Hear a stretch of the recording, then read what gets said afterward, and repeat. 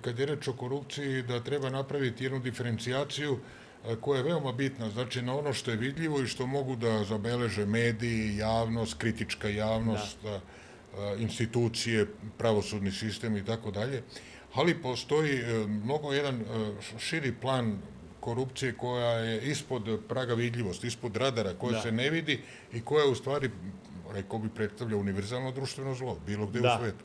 Dakle, I pojavu, ne samo zlo. Da. Jer, pazi, na primjer, svi mi znamo kako je osuđen Vili Klas svoje vremeno zato što je koruptivno se opredeljivao za kupovinu tamo nekih aviona, a to je bilo mimo zakona o javnim nabavkama, što bi mi rekli i tako dalje. Ali korupcija, recimo, je pre svega trgovina uticajem. Da, baš sam to hteo da kažem sada.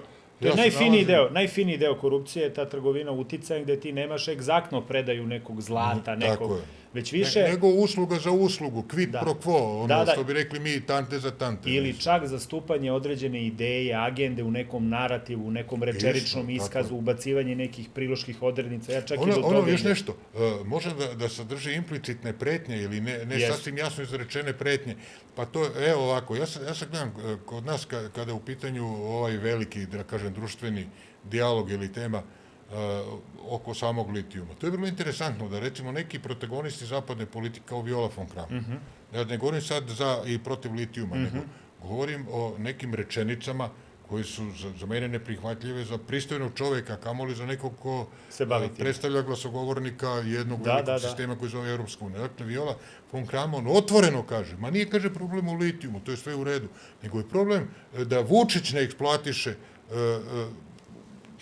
ekonomsku snagu, potencijal litijuma. To isto kaže ovaj Zdravko Ponoš jučer, čini mi se, ili prekjuče, da kaže, eto, ako dopustimo da pod Vučićem krene eksploatacija litijuma, on će biti 100 godina na vlasti. Znači, ne kaže on... Znači, litijum nije dilema uopšte. Nema dileme. Nema uopšte dilema. A evo kako sam ja video ove razvijene zemlje, pre svega Amerika, oni su tu korupciju legalizovali, zovu je lobby, i to se zove 2-3%, jer se kad izađeš iz one kongresne sale, uđeš u hodnik gde se ljudi otvoreno dogovaraju čije je koliko, ali kaže, nije krivično delo ako se prijavi i ako se kaže i zna ko koliko lobira i koliko je platio.